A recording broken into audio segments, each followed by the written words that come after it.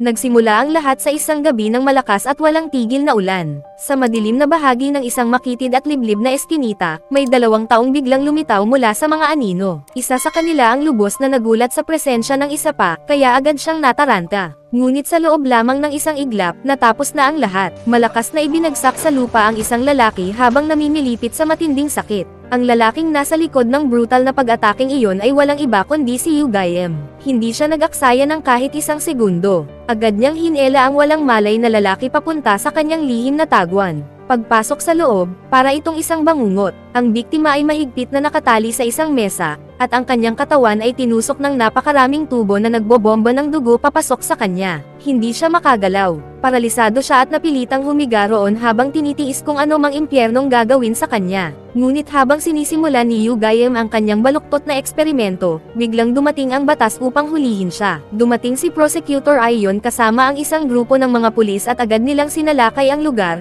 na nahuli siya mismo sa akto. Aasahan mong matatakot ang isang taong nakaposas, ngunit si Yu Gaem ay tila walang kahit anong kaba. Sa harap ng batas, nanatili siyang kalmado at tila walang pakialam. May nakakatakot pang ngiti sa kanyang mukha habang sinusubukan niyang ipaliwanag sa mga pulis ang kanyang mga medikal na proseso, na para bang isang pasyente lamang ang kanyang ginagamot. Dahil sa matinding pagkasuklam sa kanyang kalupitan, agad na iniutos ni Aiyon sa kanyang mga tauhan na kaladkarin siya papunta sa istasyon. Habang inilalabas si Yu Gaem, sinuri naman ni Aiyon at ng kanyang partner ang nakakatakot na eksenang iniwan niya. Ang silid ay isang tunay na karumal-dumal na tanawin. Ang mga kagamitang medikal ay natuyuan ng dugo, at may isang freezer na naglalabas ng napakabahong amoy na halos ikasakal ng sino mang makalanghap nito. Habang tinitingnan ang mga ebidensya, napagtanto ni Aiyon na hindi lang siya nakikipaglaban sa isang karaniwang kriminal.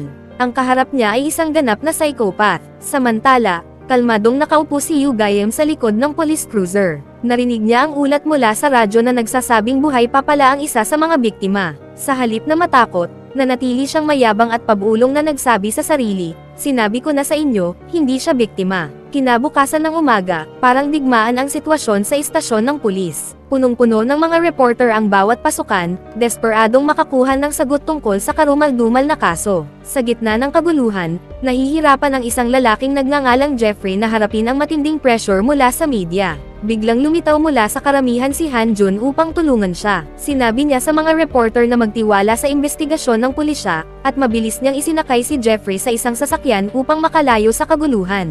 Pagkapasok nila sa loob ng kotse, halatang nakahinga ng maluwag si Jeffrey at nagpasalamat kay Han Jun sa tamang oras na pagligtas sa kanya. Ngunit wala sa mood si Han Jun para tumanggap ng pasasalamat. Direkta niyang sinabi ang malamig na katotohanan. "Malaya ka lang ngayon dahil ito ang unang pagkakamali mo. Kapag nagkamali ka pa ulit, diretso ka na sa kulungan." Sa sandaling iyon, tumunog ang telepono ni Han Jun. Tinatawag siya para sa isang napakahalagang pulong. Nakipagkita si Han Jun sa isang doktor upang pag-usapan ang isang misteryosong medikal na gamutan. Ipinaliwanag ng doktor ang buong proseso at iniwan kay Han Jun ang huling desisyon. Pagkaraan, habang nakatayo sa labas ng ospital, ikinwento ni Han Jun sa kanyang asawa ang nangyaring pulong. Ngunit, nang makita niya ang ngiti ng kanyang batang anak na babae, naghalo sa kanyang puso ang matinding desperasyon at guilt. Samantala, bumalik tayo sa presinto. Pumasok si Aiyon sa interrogation room para sa kanyang unang harapang pag-uusap kay Yu Gaem.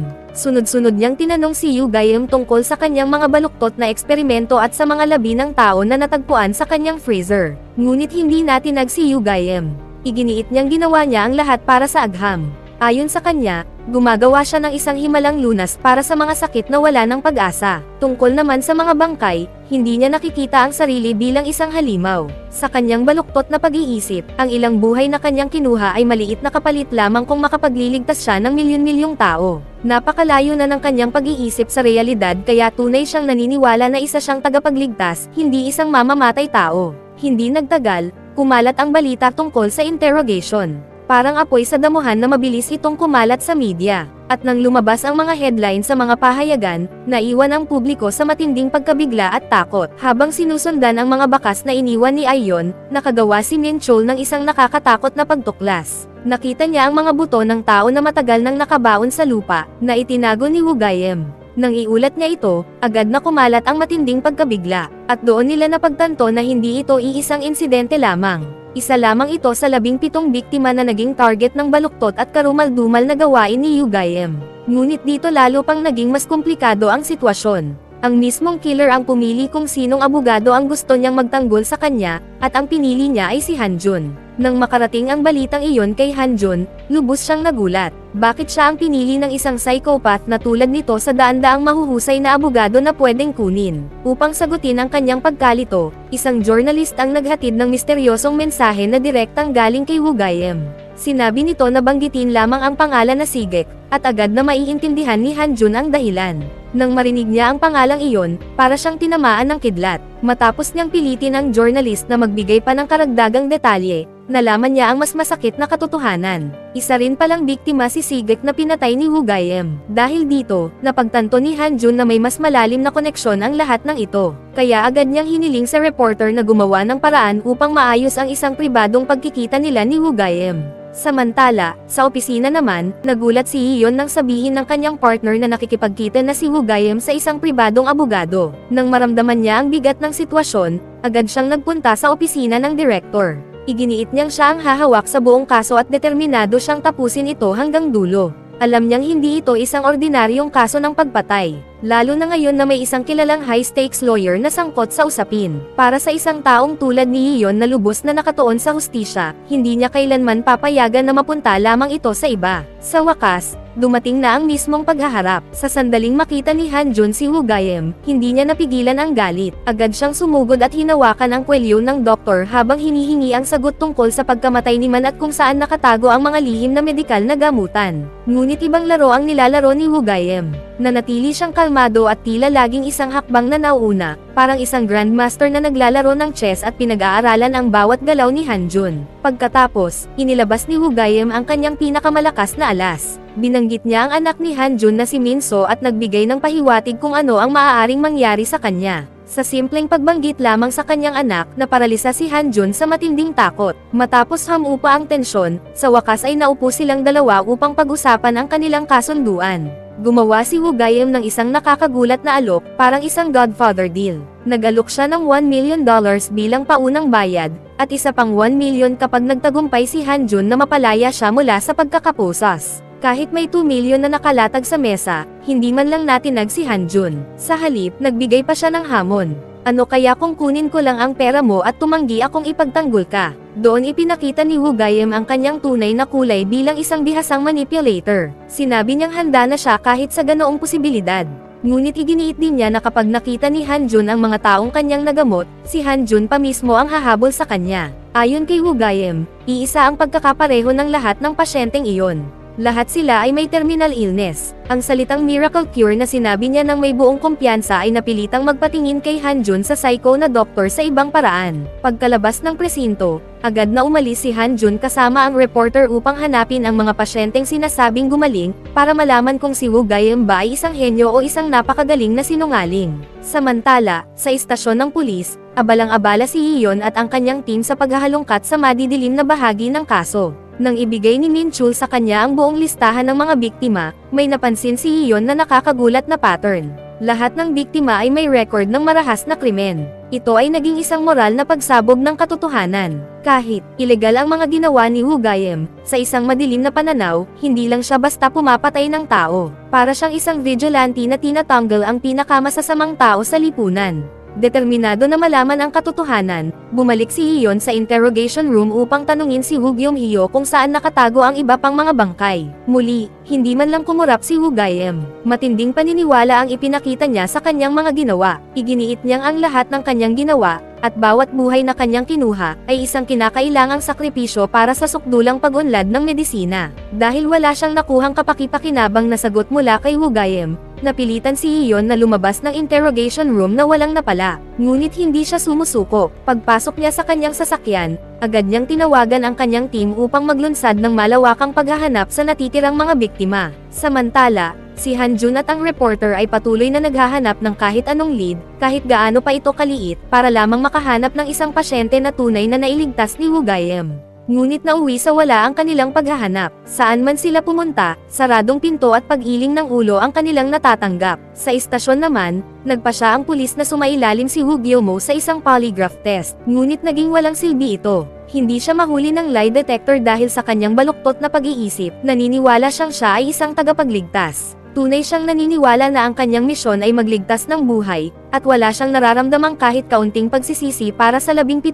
biktima na kanyang napatay. Nang lumabas na inconclusive ang resulta, nagsimulang umabot sa sukdulan ang pressure mula sa publiko at sa media. Dahil dito, napagtanto ni Iyon na kailangan niya ng ibang paraan. Nilunok niya ang kanyang pride at muling nakipagkita kay Hu Guillem ng pribado. Sa pagkakataong ito, hindi niya ito tinanong kung saan nakabaon ang mga bangkay. Sa halip, tinanong niya si Hu Guillem tungkol sa kanyang gamutan at kung paano niya talaga nagagawa ang mga sinasabi niyang posible.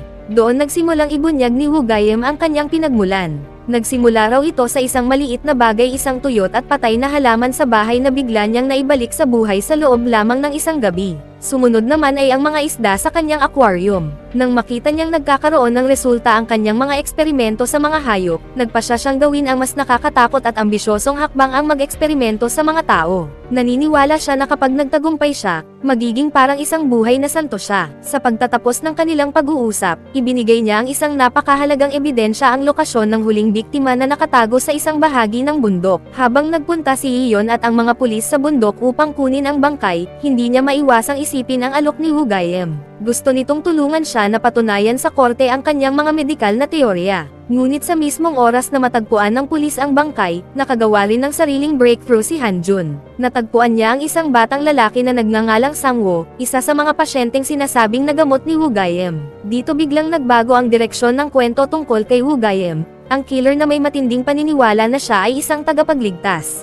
Hindi makapaniwala si Han Jun sa kanyang nakita. Malinaw niyang naaalala na si Sang-woo ay paralisado noon at nakaupo lamang sa wheelchair. Ngunit ngayon, ang batang iyon ay naglalakad ng maayos gamit ang sarili nitong mga paa. Dahil dito, ang pangako ni Hu Guillem na, kaya kung pagalingin ang anak mong si Miso, ay nagsimulang magmukhang totoo para kay Han Jun. Kasabay nito, kinumpirma ng mga prosecutor na ang mga bangkay na natagpuan sa bundok ay eksaktong nasa lugar na sinabi ni Hu Guillem. Naging malinaw na umamin siya hindi para mapagan ang kanyang parusa, kundi bilang isang bargaining chip. Hindi siya humihingi ng awa. Ang gusto lang niya ay ang pagkakataong mapatunayan sa korte na totoo ang kanyang miracle cure. Ngunit hindi naniniwala si Iyon sa mga sinasabi niya. Para sa kanya, isa lamang siyang mapanganib na baliw.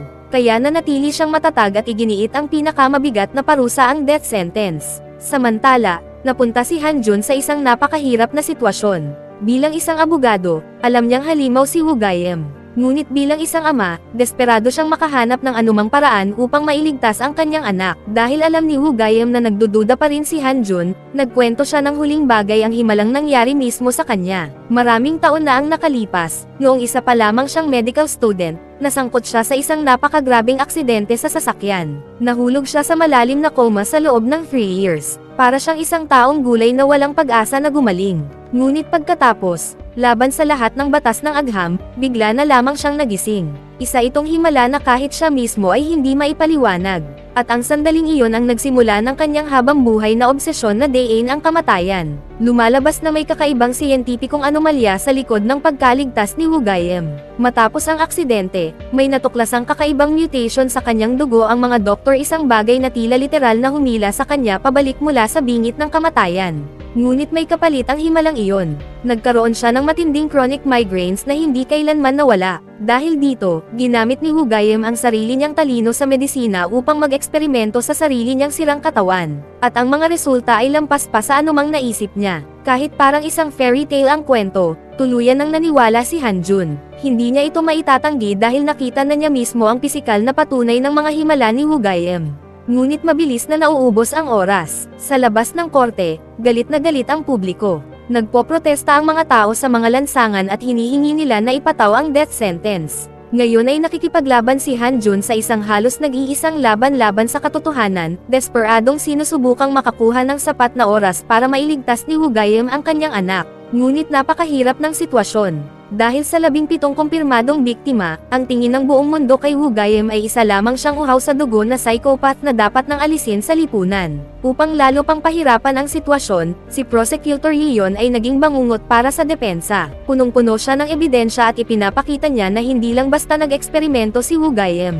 Ayon sa kanya, nagsagawa rin ito ng isang sadistikong paghihiganti laban sa mismong taong naging dahilan ng kanyang aksidente sa sasakyan. Handang-handa si Leon at isa-isa niyang inilatag ang bawat karumal-dumal na detalye. Ipinakita niya ang mga larawan mula sa crime scene na napakasuklam tingnan, kaya halos masuka at mapahinga ng malalim ang buong courtroom. Ngunit sa gitna ng nakakatakot na sandaling iyon, may ginawa si Wu Gaiem na hindi inaasahan. Bigla siyang tumawa. Ang malamig at walang pakiramdam na reaksyon na iyon ay lalong nagpagalit sa mga taong nanonood sa loob ng courtroom. Nakakasuka ang kanyang kayabangan. Habang ang buong bansa ay sumisigaw para sa kanyang pagbitay, lalo pang naging madilim ang sitwasyon para kay Han Jun. Sa desperasyon, nakiusap siya sa judge. Hiniling niya na payagan si Wu Guillemot na ipakita ang kanyang miracle cure mismo sa korte upang mapatunayan ang halaga nito sa publiko. Ngunit lumalabas na ito pala ang plano ni Wu Gaiem mula pa sa simula ang manipulahin si Han Jun at ilagay siya sa isang sitwasyon kung saan mapipilitin siyang ipagtanggol ang isang halimaw. Unti-unti nang umaabot si Han Jun sa kanyang hangganan. Sa tuwing sinusubukan niyang makakuha ng tuwirang sagot, puro mind games lamang ang ginagawa ni Wu Gaiem, at tumatanggi itong kumpirmahin o itanggi ang mga pagpatay. Nakakatakot ang kanyang loika. Paano mo papatayin ang isang tao kung siya ang may hawak ng lunas para sa lahat ng terminal illness? Paulit-ulit din niyang ginagamit ang anak ni Han Jun bilang pang-pressure, at sa bawat pagkakataon ay lalo niyang sinasaksak ang puso ng isang ama. Kahit wala siyang ideya kung ano talaga ang nasa isip ng malamig na killer na iyon, masyado nang malalim ang kinasangkutan ni Han Jun para umatras pa ngayon. Handa siyang isakripisyo ang lahat, ang kanyang reputasyon, ang kanyang prinsipyo, pati ang kanyang kaluluwa para lamang mailigtas ang kanyang anak na nakahiga sa kama. Tuluyan niyang tinalikuran ang kanyang prestihiyosong karera. Ipinagpalit niya ang marangyang buhay sa isang marumi at basurang silid na nahanap ng kanyang kaibigang reporter, na gagamitin nilang pansamantalang opisina. Upang mailigtas ang doktor, hiniling ni Han Jun sa reporter na maglabas ng isang balita na maaaring manipulahin ang opinyon ng publiko at ilihis ang atensyon ng lahat mula sa mga kasong pagpatay. Dahil sa kaguluhan na nilikha ng media, nagsimulang mataranta ang mga nakatataas na opisyal. Ngunit hindi man lang natinag si Leon. Buo ang kumpiyansa niyang kaya niyang tapusin ang kasong ito at may hatid ang hustisya. Gayunpaman, biglang naging mas trahedya ang sitwasyon sa bahay. Lumalala ang kondisyon ng maliit na si Miso. Halos bumaba sa zero ang tibok ng kanyang puso habang siya ay nasa coma. Dahil dito, agad na umuwi si Han Jun, desperado at puno ng takot. Nakita niya ang kanyang asawa na lubos ng pagod matapos ang maraming taon ng walang tigil na pag-aalaga sa kanilang anak, at doon niya napagtanto na kailangan niyang humanap ng ibang paraan. Handa siyang ipusta ang lahat sa lunas ni Wu Gaiem. Ngunit takot na takot ang kanyang asawa. Napakaliit at napakahina ni Miso. Hindi siya handang gawing isang guinea pig, at hindi rin handang isugal ng kanyang ina ang kanyang buhay. Ang makita ang kanyang asawa at anak na halos maubos na sa pagod at paghihirap ang lalong nagtulak kay Han Jun na makahanap ng solusyon sa pinakamabilis na paraan. Ginugol niya ang kanyang mga araw sa paghahanap sa bawat pasyente na nagamot ni Wu Gaiem, nakikiusap sa kanila na humarap sa korte at magpatotoo. Ngunit nauwi lamang ito sa wala. Ni isa sa kanila ay ayaw magpakita, dahil natatakot sila sa stigma ng lipunan na sila ay nailigtas ng isang malamig na mamamatay tao. Isang napakalinaw na halimbawa ng kawalan ng utang na loob. Nang marinig ni Wu Gaiem ang balitang ito mula sa loob ng kulungan, mapait lamang siyang tumawa. Ang mga taong minsang nagmakaawa sa kanya para sa isang himala ay ngayon ay hindi man lang handang tumulong sa taong nagligtas sa kanila, kahit upang mabigyan lamang si Han Jun ng ebidensyang kailangan niya. Pagkatapos, binanggit ni Wu Gaiem ang isang lihim na journal, isang pulang notebook kung saan isinulat niya ang bawat hakbang ng kanyang eksperimento. Dahil wala na siyang ibang pagpipilian, napilitan si Han Jun na bumalik sa bangungot na lugar na iyon, ang laboratorio ni Wu Gaiem na puno ng dugo. Sinuyod niya ang buong lugar, hinahalughog ang bawat sulok sa gitna ng kalat. Ngunit kahit saan siya tumingin, wala kahit anong bakas ng pulang notebook. Gayunpaman, habang hinahalongkat niya ang mga files, aksidenteng napadpad si Han Jun sa isang folder na naglalaman ng mga resulta ng eksperimento para sa eksaktong parehong sakit na unti-unting kumikitil sa buhay ng kanyang anak na si Miso. Ngunit habang lalong lumalalim ang kanyang pagbabasa sa mga datos, napansin niyang may isang taong nagtatago sa labas ng pinto. Nang makita ng taong iyon si Han Jun, agad itong tumakbo, kaya napilitan ang abogado na habulin siya. Ngayon, kung iisipin, ang ganitong mabilis na habulan ay hindi talaga bagay sa isang tumatandang abogado. Sa kabutihang palad, kabisado ni Han Jun ang lugar. Gumamit siya ng shortcut at nagawa niyang maabutan at matamba ang lalaki. Ngunit nang mabunyag ang katotohanan, napaka-disappointing pala nito. Isang batang pasaway lamang pala iyon na gumagawa ng Bravery Challenge vlog sa isang sikat na lugar ng pagpatay. Hindi ito nakatulong sa sitwasyon ni Hanjun. Sa katunayan, lalo pang sumama ang kanyang araw nang makatanggap siya ng isang tawag mula sa kanyang kaibigang reporter na halos nagpapanik. Hanjun, nandito na ang mga inspektor. Sinisira na nila ang pinto para halughugin ang opisina ko. Sinasabi nilang paninirang puri lang daw ang artikulo ko. Agad na pinatakbo ni Hanjun ang sasakyan pabalik sa opisina. Pagdating niya, nadatnan niyang nagkakagulo na ang mga inspektor habang winawasak ang lugar. Dahil may dala silang search warrant, wala silang pakialam sa kanya. Ngunit hindi rin basta susuko si Hanjun. Matatag siyang tumayo at itinuro ang isang bahagi ng opisina. Lugar ko ito. Workspace ko ito. Kapag may hinawakan kayong kahit isang bagay dito, kakasuhan ko kayo hanggang sa huling hibla ng batas. Sa harap ng autoridad ng isang kilalang abogado tulad niya, biglang umurong ang mga inspektor. Parang natakot silang hawakan ang kahit anong gamit niya. Kalaunan ay nalaman na si Iyon pala ang nag-utos ng buong raid na ito. Anak siya ng isang makapangyarihang prosecutor. At higit pa roon, dati siyang pinakamahusay na estudyante ni Hanjun. Habang iniisip ni Hanjun ang kanyang nakaraan bilang guro, napangiti siya ng bahagya. Inamin niyang tinuruan niya ang kanyang mga estudyante kung paano maging pinakamatalino. Ngunit hindi niya namalayang tinuruan din niya silang maging pinakamatigas ang ulo. Parang isang klasikong laban ito ng estudyante laban sa guro. Ngayon, sapat na ang tapang ni Iyon upang harapin mismo ang kanyang dating mentor. Habang nakaupo sina Hanjun at ang reporter, napapabuntong hininga na lamang sila dahil sa lalong nagiging komplikadong kaso. Biglang pumasok ang isang babae na nagngangalang Min Gayong. Lumabas na tinawag siya ng reporter upang tumulong. Naroon si Min Gayong dahil gusto niyang sundan ang mga yapik ni Hanjun. Mula nang umalis siya sa kanilang law firm, wala na siyang ibang ginagawa kundi ang nakakapagod na trabaho sa mga papeles. Sa kabutihang palad, ang pagdating ni Min Gayong ay nagbigay ng isang napakagandang ideya sa reporter. Bakit hindi gamitin ang kanyang alindog at magandang itsura upang kumbansihin ang mga witness na lumantad? Game na game si Min Gayong sa ideyang iyon. Buong kumpiyansa pa niyang ipinagyabang ang kanyang husay sa pakikipag-usap. Ayaw sana ni Hanjun na madamay pa ang ibang tao sa magulong kasong ito. Ngunit wala rin siyang nagawa nang makita niya ang mapakiusap na mga mata ni Min Gayong. At sa isang iglap, ang kanilang maliit na opisina na dalawa lamang ang tao ay nagkaroon ng isang bagong presensya na parang rosas na nagbigay ng kaunting liwanag sa kanilang sitwasyon. At tulad ng ipinangako niya, hindi binigo ni Min Gayong si Hanjun. Halos walang kahirap-hirap niyang nakumbinsi ang ina ni Sangwoo na tumstigo. Ngunit nang akala nila ay nakahanap na sila ng mahalagang lead, biglang dumating ang isang napakalaking twist. Lumabas na ang bawat witness ay nakatanggap ng isang personal na sulat na direktang ipinadala ni Woo Gayem habang siya ay nasa loob pa ng kulungan. Sa sandaling mukhang nakakalamang na ang depensa, biglang bumagsak ang isang napakalaking bombshell. Kahit nakakulong, nagpadala si Woo Gayong ng mga sulat na naglalaman ng pagbabante sa kanyang mga dating pasyente. Binalaan niya ang mga ito na kapag tumstigaw sila, ilalantad niya sa publiko ang kanilang mga pagkakakilanlan. Natakot ang mga taong iyon.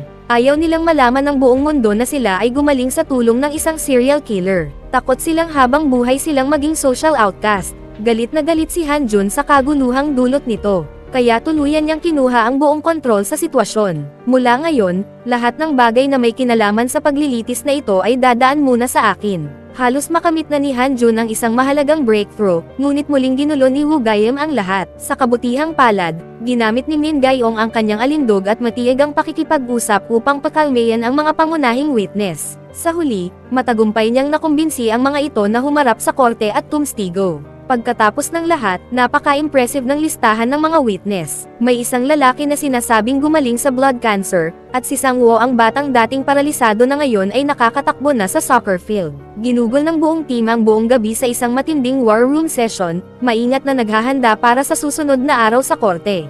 Nang magpatuloy ang paglilitis, ang ina ni Sangwoo ang unang humarap sa witness stand. Nanginginig ang kanyang boses habang ikinukwento ang nangyari. Isang injection lang ang ibinigay ni Woo Gayem sa anak ko. Pagkagising niya, bigla siyang sumigaw ng malakas, at pagkatapos ay nakagalaw na siya. Nang makita ng lahat si Sangwoo na malusog at masigla, parang naging totoo at kapanipaniwala ang kwento. Ngunit hindi basta manunood lamang si Prosecutor Yeon habang nananalo ang kabilang panig. para siyang isang pating sa korte. Agad niyang inatake ang mga orihinal na medical record at tinanong kung talagang paralisado ba ang bata mula sa simula. Nagpakilala siya ng isang expert medical witness na nagsabing kadalasan ay sinusunod lamang ng mga doktor ang unang diagnosis nang hindi na ito muling sinusuri. Ayon sa kanyang argumento, malamang na pansamantala lamang ang pagkaparalisa ni Sang-woo at kusa rin itong gagaling kahit walang ginawa si Woo Gaem. Isang napakalakas na dagok iyon sa depensa. Unti-unting naniwala ang mga tao sa paliwanag ni Iyon, at may ilan pang nagsimulang umalis sa courtroom dahil sa pagkadismaya.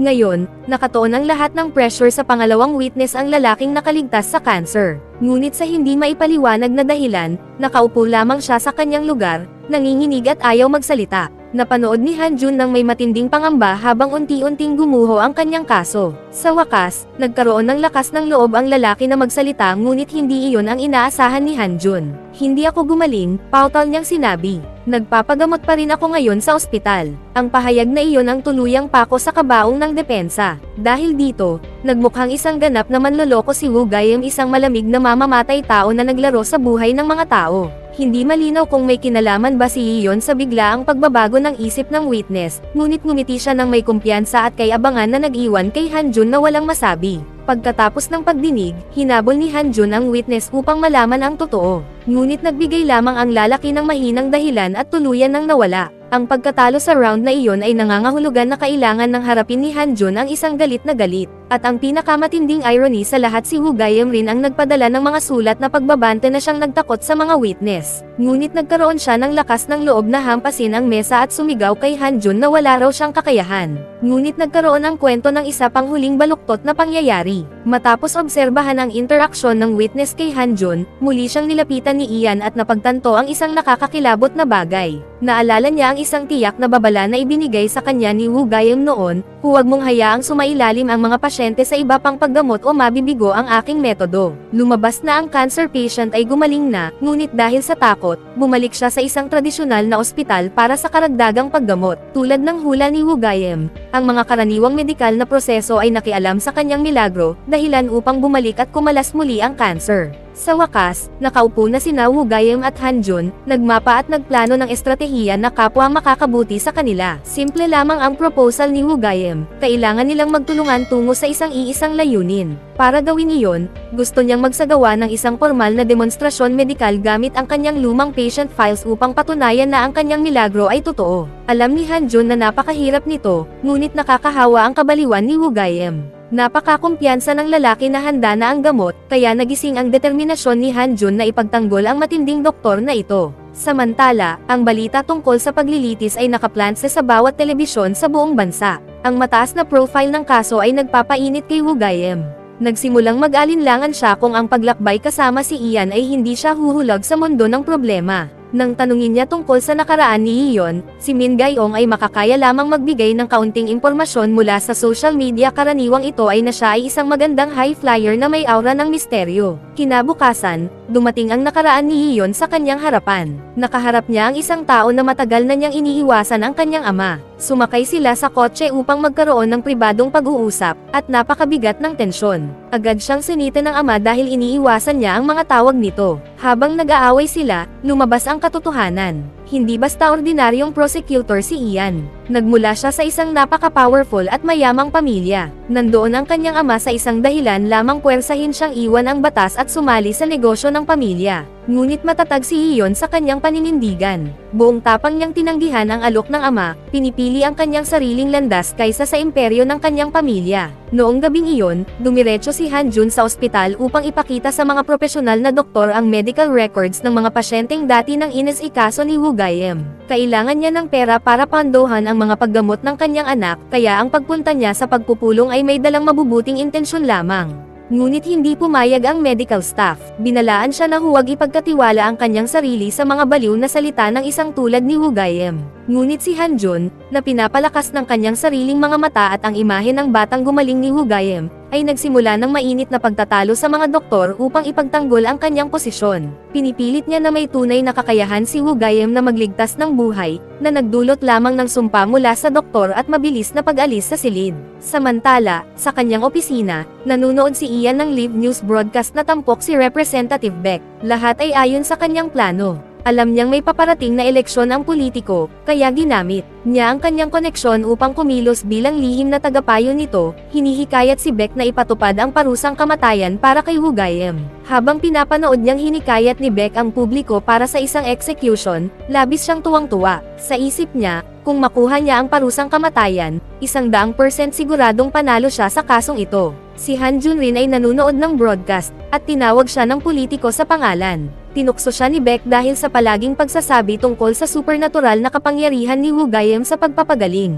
Galit na galit si Han Jun, ngunit tinanggap niya ang kanyang pride. Ang pag-asa na baka gumaling ang kanyang anak ang tanging dahilan para hindi siya umatras. Ang televised speech ay naging malaking hit sa publiko, at nag-e-enjoy ang politiko sa mataas na ratings. Para ipagdiwang, inimbitahan niya si Ian at ang police chief na si Pio sa isang pribadong hapunan bilang pasasalamat. Ngunit sa pagdating ng pagkain, nakatanggap ng tawag ang politiko at kailangan niyang umalis. Naiwang mag-isa kay Chief Pio, itinigil niya ang magalang na anyo. Tahasan niyang kinritika ang broadcast, sinasabing ang parusang kamatayan ay hindi biro. Inakusahan niya ang media team at ang police chief na naghahabol lang ng likes at views habang siya lamang ang seryoso sa pagsunod sa hustisya. Bumalik ang politiko at naging mainit ang usapan. Pinagtawanan niya ang katotohanan na ang isang tao tulad ni Han Jun ay nakatayo pa sa depensa. Nagtapos ang hapunan sa serye ng mga insulto at tensyon. Sa kabutihang palad, bumalik ang politiko sa mesa sa tamang oras upang pigilan sina Yeon at Chief Pio na mag-away. Habang bahagyang hamupa ang tensyon, lumipat ang eksena kay Han Jun at ang kanyang team. Nagbantay sila buong gabi, nagsagawa ng masusing pagsusuri sa bawat sulok ng kaso. Matapos pagdugtong-dugtungin ang mga ebidensya, sa wakas ay natuklasan nila ang argumentong maaaring baguhin ang buong kaso at baligtarin ang trial. Agad na kumalat sa ere ang impormasyong inilabas ni Han Jun. Isang news anchor ang nagpakita ng nakakagulat na bagong teorya. Totoo bang si Wu Gaiem ay isang mabagsik na mamamatay tao, o siya ang pangunahing biktima ng isang mas malawak na sabwatan? Habang pinapanood ang broadcast, nabigla si Yeon. Hindi siya makapaniwala kung paano nagawa ng team ni Han Jun na gumawa ng ganitong perpektong alternatibong kwento. Papunta na ang susunod na araw ng korte, at lason ang atmosphere. Isang galit na mob ang nagtipon sa labas ng courthouse, nagpoprotesta ng may matinding sama ng loob. Sa isip nila, si Wu Gaiem ay isang halimaw na nararapat lamang sa kamatayan, at sinisigaw nilang alisin ni Han Jun ang kanyang lawyer's robes at sumuko. Sa loob ng korte, pagbigkas ng gavels ng judge, agad na tumayo si Han Jun. Humiling siya ng permiso para isumite ang bagong ebidensya. Agad namang tumutol si Yeon, sinusubukang pigilan siya. Ngunit hindi baguhan si Han Jun. Ginamit niya ang dekada ng karanasan upang lampasan si Ian. Binanggit ang mga tiyak na legal statutes na nagpoprotekta sa karapatan ng depensa sa isang patas na paglilitis. Pagkatapos niyang makuha ang pagkakataon, inilatag ni Han Jun ang 3 bombshells. Una, ipinakita niya ang research mula sa isang prestihiyosong medical group na kinatrabaho ni Wu Gaiem. Lumalabas, noong siya ay estudyante pa, mataas ang pagpapahalaga ng grupo sa blood-related research ni Wu Gaiem, tinitingnan ito bilang isang revolusyonaryong proyekto. Pangalawa, ibinunyag niya ang katotohanan tungkol sa mga biktima. Ipinakita niya ang makapal na dossier ng mga criminal records, pinatutunayan na bawat tao na pinatay ni Wu Gaiem ay isang marahas na kriminal na nag-exploit ng mga legal loopholes para manatili sa kalsada. Hindi lang ito, simpleng pagpatay, ito ay vigilante justice. Habang gulat-gulat ang korte sa dalawang pagbubunyag na ito, sinubukang bawiin ni Ian ang kontrol, ipinagtanggol na kahit ano pa man ang nakaraan ng mga biktima, wala pa ring napatunayang gumaling dahil kay Wu Gaiem.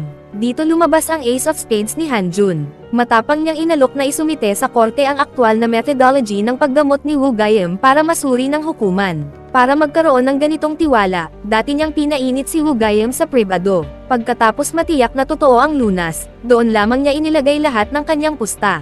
Nang tanungin ng judge kung sangkot ba sa paggamot ang dugo ng tao, tiniyak ni Han Jun, partikular ang mutated blood cells na kinuha mula sa sariling katawan ni Wu Gaiem. Biglang nanahimik ang buong korte. Parang science fiction, pero dead serious si Han Jun. Ang kanyang team ay sinuri ang method sa maraming labs at pare-pareho ang resulta, viable ang mutated cell cultivation ni Wu Gaiem. Tinapos ni Han Jun ang argumento sa huling desperadong pakiusap, bigyan si Wu Gaiem ng isang pagkakataon para patunayan ang kanyang medical genius sa isang controlled environment. Paglabas niya sa korte, agad siyang sinalubong ng maraming reporters. Lahat ay nagtatanong ng parehong bagay, totoo ba ito? Buong tiwala kay Wu Gaiem, isinugol ni Han Jun ang kanyang career sa camera. Ipinahayag niya na kung mapatunayan na mali ang mga claim ng akusado, siya mismo ang magre-retiro at hinding-hindi na muling magpa-practice ng batas. Sa loob ng holding cell, tuwang-tuwa si Woo-Gaem. Perpekto ang plano, pero hindi pa sila ligtas. Isang malaking problema ang bumabalot sa kanila,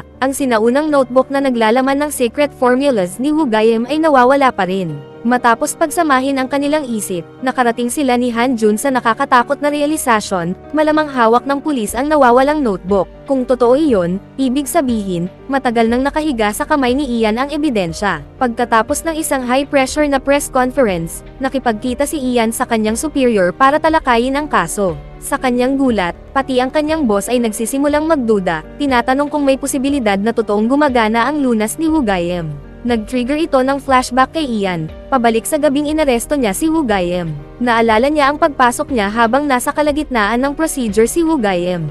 Sumigaw si Woo-Gaem nang babala na ang pagtigil sa operasyon noon ay siguradong kamatayan ng pasyente, pero hindi nag-alala ang pulis. Hinela nila siya palabas at namatay ang pasyente, eksakto gaya ng hula ni Woo-Gaem. Pagkatapos, nakipagdebate si Ion sa kanyang partner na si Min Chul tungkol sa ethics ng pag-aresto.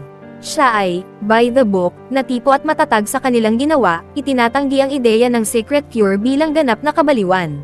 Nakatuon na sila sa landas na ito at walang balikan. Ngunit restless si Ion. Pinag-aralan niya ng paulit-ulit ang CCTV footage mula sa gabi ng raid hanggang sa makita niya ang isang malaking bagay. Mukhang hindi pala nag-iisa si Woo-Gaem. May hinalang kasabwat na tumutulong sa kanyang mga eksperimento. Sa momentum na iyon, iniutos ni Ian ang full printout ng bawat contact sa diary ni Woo-Gaem at sinigurong masecure ang bawat segundo ng footage sa paligid ng kanyang factory. Ito na ang smoking gun na kailangan niya para sa final hearing. Sa kabilang banda, nasa mataas na mode ang team ni Han Jun.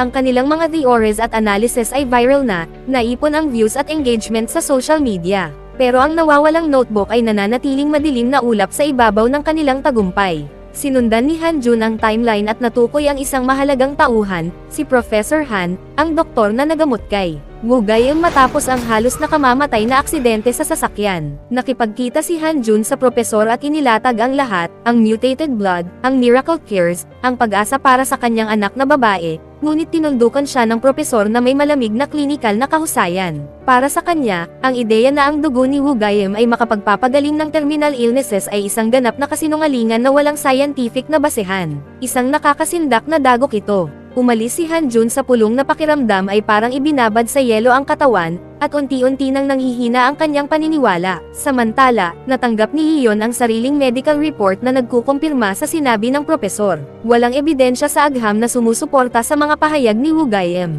Hataw sa katotohanan ito, pumasok siya sa korte na may buong kumpiyansa. Formal niyang inihain ang mosyon para ipagbawal ang medical demonstration ni Woo-Gaem at hiniling ang pinakamataas na parusa, ang death sentence. Hindi pumayag si Han Jun na umatras. Tumayo siya at nagbigay ng makapangyarihang apela para sa sangkatauhan. Inaakusahan ang prosecution ng sadyang pagbaliwala sa posibleng medikal na breakthroughs ng kaso. Ipinakiusap niya sa korte ang mas magaan na sentensya at isang pagkakataon para sa medical tribunal na suriin ang findings bago gumawa ng huling desisyon tungkol sa buhay ni Woo-Gaem. Dumating na ang sandali ng katotohanan. Ipinahayag ng hukom ang final verdict. Kinilala ng korte na bagamat walang scientific backing ang mga claim tungkol sa mutated blood ni Woo-Gaem, ang likas na katangian ng kanyang mga aksyon, kahit na baluktot, ay tila nagmumula sa hangaring pagalingin ang mga tao. Naghintay si Ion at ang kanyang team na may kaba, ngunit nanaig ang panghihinayang ng mapagtanto nilang hindi sapat ang kanilang matibay na legal arguments para pigilan ang kaguluhan. Ngunit dumating na ang huling desisyon na may mabigat na dagok. Sa kabila ng mga paliwanag tungkol sa medikal na layunin, nagpasya ang korte na masyadong mataas ang kapalit ng buhay ng tao. Ang kahilingan para sa medical demonstration ay opisyal na tinanggihan. Tumingin ang hukom kay Woo-Gaem at ipinataw ang pinakamataas na parusa, ang death penalty. Bumagsak ang martilyo ng hukom, naghatid ng huling hatol na nagpasiklab sa korte sa isang eksena ng sigawan at palakpakan. Lahat ay nagdiriwang. Lahat maliban kay Han Jun, nakitang-kita ang labis na pagkawasak ng damdamin. Pagkatapos ng sesyon, naghintay siya sa likod, desperado para sa isang huling salita sa hukom, ngunit matigas ang ulo ng babae. Matatag siyang nanindigan sa kanyang desisyon, iginiit na kahit ano pa ang talento ni Woo Gaem, isa lamang siyang mamamatay tao. Nawalan ng kontrol si Han-jun, sumigaw sa hukom na isipin ang mga batang may terminal illness na ang tanging pag-asa ay kinuha na. Ngunit hindi iniintindi ng hukom ang mga medikal na breakthrough. Para sa kanya, ang mamamatay tao ay mamamatay tao. Ngunit ito ay unang paglilitis lamang. Alam ni Han-jun na may kaunting bintana pa upang mailigtas si Woo Gaem, kaya't wala ng oras para magpahinga. Habang abala ang mga nakatataas sa pagdiwang ng champagne, bumalik si Iyon sa pinangyarihan ng krimen. Tulad ng kanyang hinala, ang internet ay abala na sa usap-usapan. Viral posts tungkol sa miracle cure ni Woo Gaem ay laganap, at pati na rin ang isang malaking survey para alamin kung naniniwala ang publiko na kaya niyang pagalingin ang mga incurable. Ito ay bahagi ng master plan na pinag-isipang mabuti ni Han-jun at Woo Gaem. Ngunit hindi tanga si Han-jun. Alam niya na maaaring hindi sapat ang opinyon ng publiko para makaapekto sa korte. Sinabi niya kay Woo Gaem na kailangan nila ng plan B. Lahat ng ginagawa ni Han-jun, bawat hangganang moral na kanyang nilalampasan, ay isang desperadong sakripisyo para sa buhay ng kanyang anak na si Miso. Pagkatapos ng isang nakakapagod na araw, tuluyan nang bumagsak si Han-jun sa upuan para makahinga. Ang kanyang tanging aliw ay isang maikling tawag sa telepono kay Miso. Sa kaibuturan ng kanyang puso, natatakot siya. Hindi pa niya lubos na maaasahan ang mga pangako ni Woo Gaem, pero sa 79% na posibilidad na mapapahamak ang kanyang anak, handa si Han-jun na ipagsapalaran lahat sa natitirang 1% na ang baliw na doktor ay nagsasabi ng totoo. Samantala, ang investigasyon ni Ian sa mga pagpatay ay nagkaroon ng malaking baliktad. Natuklasan niya na isa sa mga biktima ay kasapi pala ng parehong research institute kung saan dating nagtrabaho si Woo Gaem. Naalala niya na binanggit ni Han-jun ang lab na ito sa korte, kaya kinabukasan ay diretso siya roon. Ang lugar ay tila ghost town, parang inabandona ng maraming taon, pero habang iniikot niya ang maalikabok na pasilyo, napagtanto niyang hindi siya nag-iisa. Isang aninong lalaki ang sumusunod sa kanya. Agad na kumilos ang instinto ni Iyon. Naalala niya na 4 lamang ang palapag ng gusaling ito, at ang lalaking kahapon ay walang dahilan para naruroon. Pinuspusan niya ang lalaki, ngunit lumaban ito ng mabagsik, nasugatan siya sa braso. Bago pa siya makabawi, gumawa ang lalaki ng delikadong aksyon, tumalon mula sa mataas na gilid pababa sa lupa at naglaho sa dilim ng gabi. Ngunit ang totoong horror ay nagaganap sa bilangguan dahil sa mataas na profile ng kaso ni Woo Gaem. Itinapon siya sa isang general population cell na puno ng mga hardened thugs. Isa sa kanila, lumalabas, ay malapit sa isa sa mga biktima ni Woo Gaem. Nang gabing iyon, naghintay sila hanggang sa akala nilang mahimbing na siyang natutulog bago palihim na lumapit sa kanyang bunk. Armed lang sila ng mga matutulis na pen, pero sa siksik na espasyo, may bilang sa kanilang panig. Ang mga pen na iyon ay nakamamatay na sandata. Nilusob siya, pinilit sa sahig. Sandali, nakapigil si Woo Gaem sa sarili. May alam siyang galaw, pero sobra ang bilang ng kalaban. Sa gitna ng kaguluhan, isang thug ang sumugod, tinusok ang pen ng malalim sa dibdib ni Woo Gaem. Ang mga thug, sobrang sablay, sa init ng laban, aksidenteng nataman ang kanilang mga kasamahan. Nakita ni Woo Gaem ang pagkakataon at nakalusot mula sa bilog ng mga umaatake. Pero imbes na lumaban, ginawa niya ang isang kabaliwan. Kinuha niya ang isang pen, tinusok sa pader, at bumagsak sa sahig. Dali-daling dinala siya sa infirmary kung saan ang mga doktor ay abala sa pagligtas sa kanya. Nang tuluyan siyang magising, hinawakan niya ang kamay ng doktor at nagmakaawa ng tulong. Lumalabas, ang buong riot na iyon ay bahagi pala ng master plan na inihanda ni Han-jun. Inihanda pala ng abogado ang eksaktong mga preso na iyon sa selda, binigyan si Woo Gaem ng kompletong kontrol kung paano ay perform ang eksena. Nang dumating si Han-jun sa bilangguan, iniulat ng doktor ang nakakabiglang balita. Kahit na si Woo Gaem ay halos mawalan ng dugo, sinasabing kinuha niya ang sariling dugo at nagsagawa ng transfusion sa isa pang preso. Ang resulta, ang mga sugat ng preso, pati na ang malalang kaso ng peritonitis, ay gumaling kaagad. Parang science fiction, pero nakita ito ng doktor sa kanyang sariling mata. Ito na mismo ang ebidensya na kailangan nila. Kalaunan, nakipagkita si Han-jun kay Iyon at sa kanyang boss para sa isang high-stakes showdown. Naglaro ng hardball ang boss, inihayag na ikakansela ang medical demonstration at pinaalalahanan si Han-jun na humanap ng ibang depensa. Halos sumabog sa kasiyahan si Iyon sa smug ng ngiti, pero hindi pa tapos si Han-jun. Ipinasa niya ang isang artikulo sa dyaryo tungkol sa miracle sa bilangguan. Sa sandaling makita nila ang headline, namutla si Iyon at ang direktor. Galit na galit si Iyon. Sinusubukan niyang ipadala ang lalaking ito sa kamatayan, pero patuloy na nakakalusot ito na parang multo. Pero hindi pa rito nagtatapos ang mga shock. Makalipas ang pulong, nagulat si Iyon nang malaman na ang medical demonstration ay naaprubahan agad, walang pagtutol. Lumabas na dumating si Professor Han sa ospital at ang kanyang endorsement ang magic key na nagpasa sa demo. Agad na sinuri ni Iyon ang listahan, at naroon, opisyal na kasama si Professor Han sa kaso. Pinuntahan niya si Chief Pio para sa inside scoop, at ibinulalas nito ang madilim na lihim. Noong nasa 3 taong koma si Wu Gaiem, hindi lang siya ginamot ni Professor Han at ginamit din niya si Wu Gaiem bilang isang human lab rat. Binigyan ni Pio si Iyon ng nakakakilabot na babala, huwag masyadong sumisid sa bagay na ito o baka siya pa ang masaktan. Samantala, kinukwestiyon ni Han Jun si Wu Gaiem tungkol sa relasyon nito sa Professor. Kinumpirma ni Wu Gaiem na siya ang doktor na nagamot sa kanya pagkatapos ng aksidente. Ipinaliwanag ni Han Jun na ang professor ang nawawalang piraso, ang susi na saksi na maaaring patunayan ang kanyang miracle blood sa korte at gawing posible ang medical demonstration. Sa kabila ng matataas na taya, nananatiling kalmado si Wu Gaiem. Sinabi niya kay Han Jun na huwag mag-alala at bumili ng regalo para sa kanyang anak. Sa daan palabas, nagkita sila ni Iyon. Binati siya nito ng may sarkastikong tono tungkol sa pagkaka-aproba ng demonstration.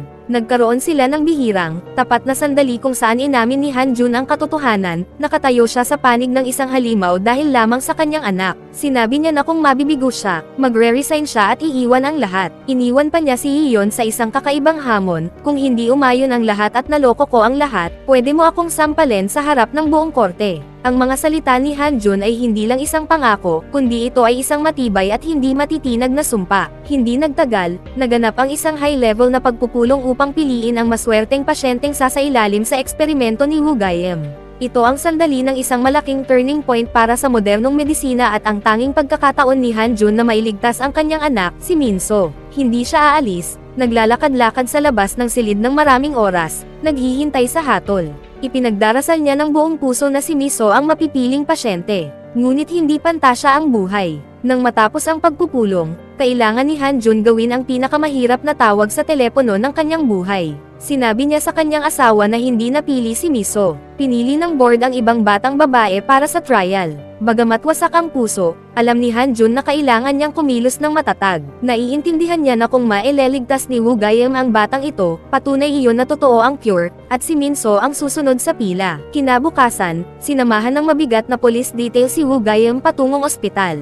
Dito niya ipapakita sa mundo ang kanyang galing. Tinanggal ang kanyang prison jumpsuit, sinuot niya ang puting lab coat at pumasok sa operating room na may nakakatakot na kumpiyansa. Mabigat ang tensyon sa silid. Bawat doktor at observer ay hawak ang hininga, puno ng pagdududa, ngunit hindi mailingon ang mata sa tinaguriang psychopath. Natapos ang surgery sa isang kisap mata. Lahat ay perpekto, walang kahit isang komplikasyon. Ngunit nagpasabog ng sorpresa si Wu Gaiem, idineklarang ganap na gagaling ang pasyente sa loob ng eksaktong 24 na oras. Magsisimula na ang countdown mula kay Han Jun hanggang sa takot na pamilya ng bata. Lahat ay nakapirmi, halo ang pag-asa at takot. Samantala, patuloy pa rin sa kanyang detective work si Iyon. Nagpadala ang kanyang team ng forensic analysis sa resido na nakuha sa pipes ng misteryosong abandonadong gusali. Habang inuugnay niya ang babala ni Chief Pio at ang kadudadad ang kilos ng direktor, isang nakakakilabot na katotohanan ang sumirit sa kanyang isip. May malaking lihim na nakatago sa harap niya, at determinado siyang ilantad ito. Lumipas ang 24 na oras at naganap ang milagro. Bumukas ang mga mata ng batang babae at gumising mula sa koma. Napuno ng emosyon ang kanyang pamilya, umiiyak sa labis na tuwa. Lahat ng ipinangako ni Wu Gaiem ay totoo. Ang bagay na tinawag ng medical establishment na imposible at hindi siyentipiko ay nagligtas ng buhay. Sa kanyang prison cell, narinig ni Wu Gaiem ang balita at naglabas ng manek, nakakatakot na ngiti. Sa kanyang baluktot na isip, sa wakas ay naramdaman niyang parang Diyos siya, isang superhero na kayang talunin ang kamatayan at magpagaling ng mga incurable na sakit. Ngunit maaaring panandalian lamang ang tagumpay. Sa opisina ni Han Jun, dumating ang isang hindi inaasahang bisita, ang chairman ng medical center. Mukhang kumikilos ang makapangyarihang elite upang pigilan ang milagro ni Wu Gaiem bago ito tuluyang baguhin ang mundo. Kumakalat na sa lahat ng dako ang balita na matagumpay na nailigtas ni Wu Gaiem ang isang terminally ill na pasyente. Inaasahan na maaaring magdulot ito ng balakid sa jury kapag magbibigay ng hatol sa kriminal. Dahil ito ay isang medical miracle, ang katotohanan na ang isang mamamatay tao ay kayang magpagaling ng maraming incurable na sakit ay maaaring magbago ng daloy ng kaso. Lalo pang pinapahirap nito ang panig ni Iyon. Ang benepisyo ng milagro ni Hugayem sa lipunan ay mas mabigat kaysa sa kanyang mga krimen. Habang masayang naghahanda ang grupo ni Hanjun ng maanghang na noodle meal para magdiwang, tumunog ang doorbell. Akala ng lahat, delivery lang ang dumating, ngunit sa sorpresa nila, isang lalaki ang nagsabing siya si Jong-soo, chairman ng Chum Medical Center. Ang pagdating niya sa kalagitnaan ng gabi ay tila masamang balita para sa grupo ni Hanjun. Kinailangan pang lumabas ni Hanjun upang salubungin ang mapanganib na hitsura ng lalaki. Nagpakita si Jong-soo ng mataas na tono, tila nakakataas sa abogado, kahit mukhang bata pa para maging apo ni Hanjun. Nagsalita siya na may biro ngunit may nakatagong mensahe tungkol sa may sakit na anak ni Hanjun, na nagpasiklab sa galit ng abogado at pinilit siyang diretso sa punto. Maaaring kunin ng aming medical center ang dugo ni Hugayem at gamitin ito bilang gamot para gamutin ang iyong anak. Tuwing binigkas ito, malinaw sa lahat kung ano ang balak ng chairman. Palaging nais ni Jong-soo na mamatay ang Shirong Geometry Medical Station, dahil kung hindi, babagsak ang kanyang buong medical business o marahil ang buong mundo. Paulit-ulit niyang iniimbita si Hanjun na sumama sa kanyang panig. Ngunit tumawa lamang si Hanjun ng may lalim, na hindi maunawaan ni Jong-soo kung ano ang iniisip niya. Maliwanag na hawak ni Hanjun ang isang ginto, isang yaman na gusto ng lahat. Ngunit para sa isang amang tapat sa kanyang anak,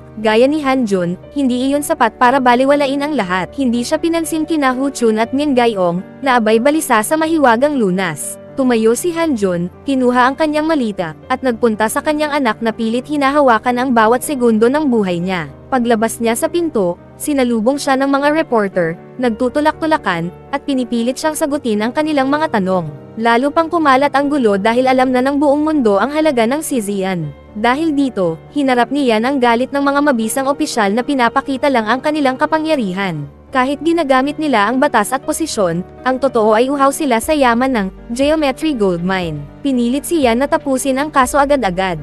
Ngunit nanatiling kalmado si Iyon, dahil alam niyang may natitirang galaw pa siya. Plano niyang laruin ang isip ng publiko gamit ang mga side effect ng lunas. May tiwala siya na kaya niyang samantalahin ang pagkakataong iyon. Hindi na niya iniistorbo ang mga inutil na opisyal, sa halip, iginiit niyang umuwi na. Abala siya sa milyon-milyong bagay, ngunit kailangan pa niyang ipaliwanag ang lahat sa mga shrimp brains, na iyon na ang alam lang ay umupo at manood. Bago umalis, kailangan din ni Iyon na ipakita ang kanyang kapangyarihan at turuan ang mga ito ng leksyon. Akala nyo ba ang panalo sa kaso ay sa inyo lang? Ang mga senador o opisyal ay mga puppets lang. Kaya, kung may kailangan kayo, diretso na lang sa opisina at makipag-usap. Wala akong oras na pumunta rito para makipagkwentuhan sa inyo. Ang mga opisyal ay kitang-kita ang inis, pero wala silang magawa dahil hindi nila alam kung paano. Sa wakas, dumating ang huling paglilitis ni Hugayem. Dati, puro protesta lang at panawagan ng kanyang pagpapatay ang nakikita. Pero matapos makita ng publiko ang mahiwagang CI na kayang magpagaling ng lahat ng sakit, nahati ang opinyon ng tao, may tumututol pa rin sa pagligtas sa buhay ng isang serial killer. Dahan-dahan pumasok si Hugayem, dumaan sa magulong damuhan ng tao. Para bang nagliliwanag ang mukha niya sa tuwa nang makita ang mga sumusuporta sa kanya. Sa simula pa lang ng paglilitis, tumayo si Iyon para sorpresahin sina Hanjun at Hugayem. Ipinakita niya ang mga larawan ng dalawang pasyenteng dating ginamat ni Hugayem. 2 tao na mukhang tuluyan ng gumaling ay ngayon nasa kritikal na kondisyon. Ginamit ni Iyon ito bilang dahilan upang igiit sa korte na maaaring hindi totoong milagro ang gamot ni Hugayem. Iminungkahi rin niya ang parusang kamatayan para kay Hugayem, dahil maayos naman ang dokumento ng kanyang ebidensya. Maraming tao ang bamulong at bahagyang naniwala sa sinasabi ng abogado. Tahimik na nakaupo si Hanjun sandali, ngunit biglang tumayo. Kung tama ang ebidensya nyo, wala na akong maipapakita. Ang pag-ako ng pagbibigay daan na ito ay parang hamon kay Iyon. Natigilan si Iyon sa sorpresa. Ngunit hindi rito nagtapos si Hanjun. Ipinagpatuloy niya ang kanyang depensa. Ipinahayag niya na ang 2 testigo na binanggit ni Iyon ay ginamat din sa ibang uri ng gamot. Para sa mga hindi nakakaalam, kapag ginamat sa ibang paraan, halos wala ng epekto ang Hugayem CEO. Sinabi pa ng abogado na inabisuhan ni Hugayem ang pulisya tungkol dito, pero hindi sila nakinig. Kaya ang 2 testigo ay naharap sa paulit-ulit na malubhang sakit na nauwi sa kritikal na kalagayan. Gamit ang kanyang husay sa depensa, matagumpay na nagamit ni Hanjun ang loika ng kanyang dating estudyante para talunin si Iyon. Sa matitinding salita ni Hanjun, matagumpay niyang naibalik ang sitwasyon sa kanyang pabor. Si Iyon ay walang magawa kundi hawakan ang mukha sa kawalan ng laban sa harap ng kanyang dating guro. Ang akusado ay isang tao na kumuha ng maraming buhay, ngunit ang bilang ng mga taong maaari niyang iligtas sa hinaharap ay mas marami kaysa sa mga napatay niya. Kaya ang kaparusahan ng akusado ay gamutin ang mga may sakit. Sa wakas, naglabas ang hukom ng pinal na desisyon. Mananatiling buhay si Wu Gaiem, ngunit sa halip ay kailangang bayaran ang kanyang mga krimen sa pamamagitan ng pagliligtas sa mas maraming tao kaysa sa napatay niya sa natitirang bahagi ng kanyang buhay. Sa wakas, lahat ng pagsisikap ni Hanjun ay nagbunga. Agad na inangkin ni Jongso si Wu Gaiem para sa kanyang grupo. Sa pangalan ng isang malaking ospital, magtatayo siya ng pasilidad upang maprotektahan si Wu Gaiem at mabigyan siya ng kapayapaan ng isip habang ginagamot ang mga pasyente. Maraming mataas na opisyal ang nagkaroon ng hindi pagkakaunawaan dahil dito. Si Iyon ay inilipat sa malayong lugar bilang parusa para sa kanyang pagkakamali. Dinala ni Hanjun ang magandang balita sa bilangguan para kay Wu Gaiem. Ang una nilang layunin, iligtas si Minchul. Ngunit nagpapakita si Wu Gaiem ng kabutihang loob, gusto niyang gamutin muna si Minchul. Si Hanjun ay parang lumilipad sa tuwa dahil sa wakas, ang kanyang anak ay maaaring makapagpaalam sa kamatayan. Ngunit hindi ganoon kasimple ang sitwasyon. Ang chairman ng medical center, si Jongso, ay tila may sariling plano. Bagaman bata, nakikipag-usap siya sa paraang nakatataas kahit kay Senator B. Bagaman nakatira na si Wu Gaiem sa marangyang lugar, para pa rin siyang bilanggo sa loob ng 4 na dingding sa ilalim ng mahigpit na bantay. Parang, gansa na naglalagay ng gintong itlog para kay Jongso. Mukhang maaaring magamot ang anak ni Hanjun, ngunit ngayon nagkakaroon siya ng sakit ng ulo kung paano makakuha ng slot si Minchul para sa paggamot dahil kumalat na sa buong mundo ang balita tungkol sa Curl Serum Line. Ngayon, libu-libong tao ang kailangang pumila para makakuha ng numero para magamot. Paano makapaghihintay ang maliit na Minchul hanggang sa oras na iyon? Bagaman dati nang inalok ni Jongso na unahin si Minchul sa backdoor, kapalit nito, kailangan sana ni Hanjun na kumbansihin si Wu Gaiem na gumawa ng gamot para sa kanila. Pero paano gagawin iyon ng isang matuwid na tao tulad ni Hanjun? Mas pipiliin niyang maghintay para sa tamang pagkakataon kaysa gumawa ng mali na iminungkahi ng lalaki. Ngunit habang tumatagal ang paghihintay, mas lumalala ang kalagayan ni Minchul. Tatay, nasaan ka? Hindi ko nakikita. Napakabigla ng maliit na bata dahil kahit binuksan niya ang kanyang makinang na mga mata, nakikita pa rin ni Minchul ang dilim. Sa panahong ito, natuklasan ni Iyon ang isang bagay na itinago ng mga matandang opisyal, mga record na nagpapakita na ginagamit ni Professor Han ang geometrical sa sariling katawan para sa mga eksperimento. Napansin niya ang maraming misteryo, pero dahil natalo sa kaso, wala na siyang kapangyarihan para magpatuloy sa malalim na investigasyon. Sa kabutihang palad, mabilis na nakatuklas si Jongso na iniimbestigahan ni Iyon si Professor Han. Si Chairman Jongso ay tila nasa likod ng lahat ng ito, ngunit kahit siya ay hindi alam kung nasaan ang propesor. Kaya agad niyang inutusan ang kanyang mga tauhan na hanapin ang tagwan ng propesor. Kahit anong mangyari, kailangan nating mahanap ang lunas agad. Ayon kay Jongso, tila ang propesor ang susi sa kanyang plano para sakupin ang lunas. Bigla, nagbigay si Jongso ng pahiwatig sa kanyang tauhan. Tila ang malamig na lalaki ay nais pa walang bisa ang lahat ng saksi na haharang sa kanyang daan. Sa gabing iyon, natunton ng tauhan kung saan naninirahan ang propesor. Binuksan niya ang pinto ngunit nakita na si matandang Han ay nakasakay na sa kotse at tumakas. Samantala, pumunta si Iyon sa lugar ni Hanjun dahil patuloy pa rin siyang lihim na sumusubok tuklasin ang katotohanang nakatago sa likod ng lahat ng ito. Ngayon, iisa na lang ang taong kaya niyang pagkatiwalaan, at iyon ay si Hanjun. Sa simula, hindi rin gaanong nagtitiwala si Hanjun kay Iyon. Pero paano kung may kinalaman ito sa Wu Gaiem? Nang marinig niya ang buong kwento, pumuti ang mukha ni Hanjun. Sa gitna ng gulo, isa pang insidente ang tumama kay Hanjun. Bigla siyang tinawagan ng kanyang asawa, ngunit sa kabilang linya, narinig niya lamang ang iyak nito. Kasabay nito, nagulat din si Wu Gaiem na hindi kasama sa listahan ng paggamot ang pangalan ni Minchul. Nang dali-daling bumalik si Hanjun sa ospital, nakita niya lamang ang kanyang asawa na nakaupo sa shock sa harap ng emergency room. Lalo pang lumalala ang kondisyon. Marahil, dapat na kayong maghanda, ang sabi ng doktor, mabigat ang puso habang nakaharap sa mga magulang ni Minchul. Ang ina ng maliit na bata ay hindi mapigil ang umiyak ng malakas. Samantala, nakaharap ni Iyon si Chairman Jongso. Talaga bang nagsagawa si Professor Han ng eksperimento sa katawan ng tao kahit bawal ito? Ang problema ni Wu Gaiem ay nadagdagan dahil ngayon, kailangan niyang umupo sa harap ng taong dating nagsagawa ng mga delikadong eksperimento sa kanyang katawan. Nagbigay si matandang Han ng mapa ng bahay. Lumalabas na para makapasok sa lihim na kwarto, binayaran niya ang gwardya sa harap ng silid ni Wu Gaiem ng malaking halaga. Mayroon silang lihim na plano para makatakas si Wu Gaiem. Ibibigay ko sa iyo ang gamot na pinangarap mo, pero, pansamantala, manatili ka muna sa bahay ko. May sariling plano rin si Wu Gaiem para sa kanilang dalawa, ngunit hindi alam ng matandang Han na monitor siya ng tauhan ni Jongso. Balik sa pag-uusap ni na Jongso at Yan, nanatili itong kalmado sa harap ng kanyang mga tanong. Dahil wala pa rin talagang ebidensya si Iyon para mahatulan siya, patuloy na ginagamit ni Jongso ang dahilan na ang mga eksperimento sa tao ay para lamang sa pagdevelop ng gamot. Pumayag pa ang biktima, kaya hindi ito maituturing na ilegal. Sa kaso ni Wu Gaiem, nakuha rin nila ang pirma ng kanyang ina bilang pahintulot. Ang kanyang mga salita ay walang butas, hindi nagbigay ng pagkakataon kay Iyon. Ngunit eksakto dahil sa sinabi niya, natuklasan ni Iyon pagkatapos ng masusing investigasyon na nagsisinungaling siya. Ang ina ni Wu Gaiem ay nasa vegetative state at matagal nang namatay.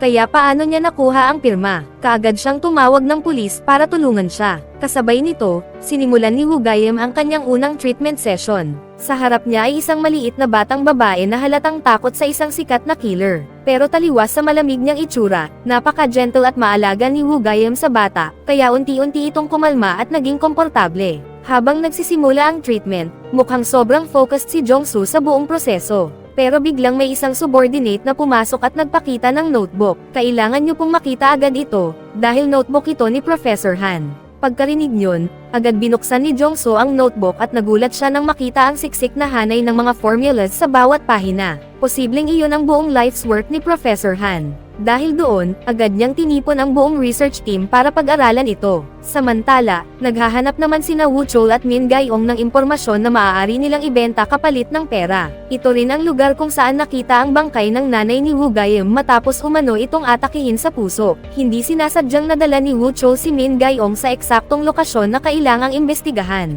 At agad namang napansin ni Min Gaiong na may kakaiba sa nangyari. Paanong ang isang taong inatake sa puso ay mahuhulog mula sa isang mataas na tulay? Dahil naamoy nila ang malaking balitang pwedeng pagkakitaan, agad tumakbo si Wu Chol para maghanap pa ng ebidensya, dahilan para habulin siya ni Min Gaiong.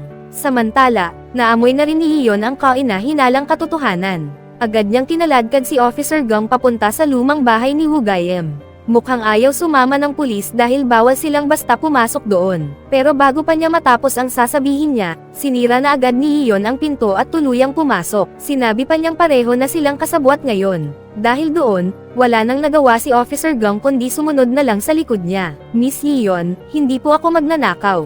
Ako po ay police officer. Kahit sinabi iyon ng officer, tuloy pa rin ang kamay niya sa pagtatangkang buksan ang lock. Biglang may napansin si Iyon na isang kaina-hinalang taong palihim na tumatakbo, kaya agad siyang sumigaw at hinabol ito. Pero sobrang liksi ng estranghero kaya hindi makahabol ang medyo matabang si Officer Gong.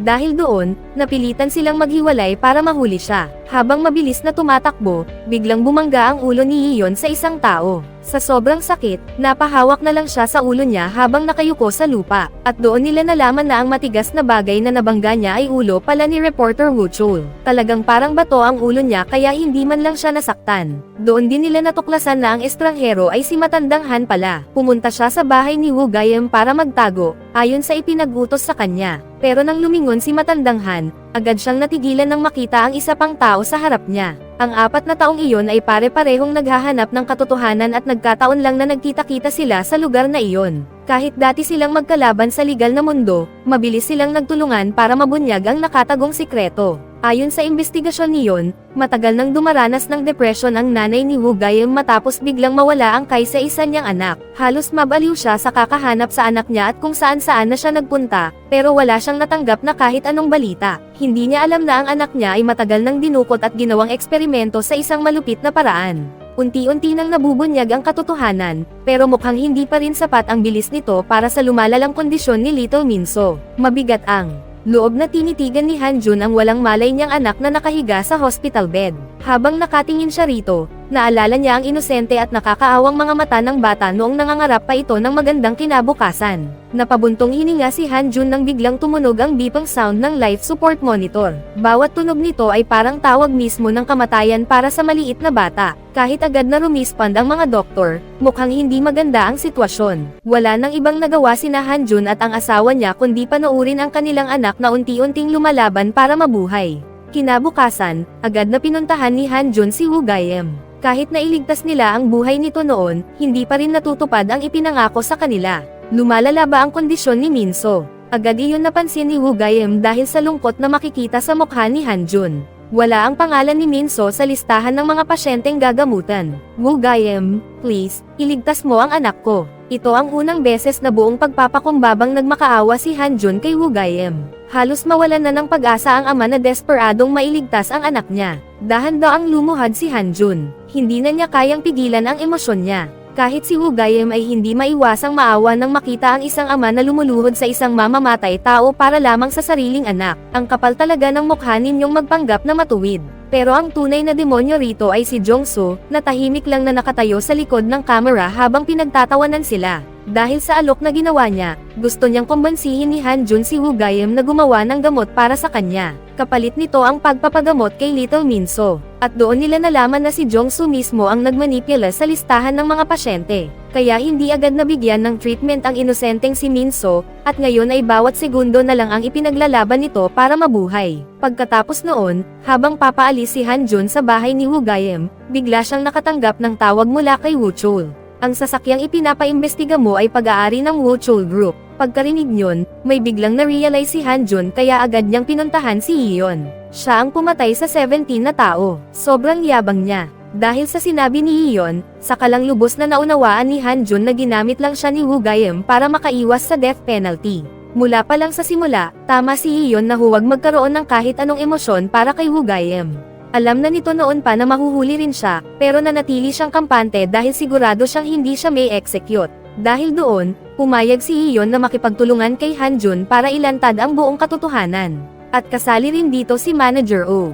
Handa ka na bang matanggal sa trabaho? Hindi pinansin ni Iyon ang babala ni Hanjun at nanatili siyang matatag sa paniniwala niya. Pumayag si Hanjun na ibigay kay Iyon ang lahat ng impormasyon tungkol kay Woo Gaem. Kapalit nito, kailangan din niyang ibigay ang lahat ng impormasyon tungkol kay Chairman Jong-soo. Sa wakas, unti-unti nang lumalabas ang buong katotohanan.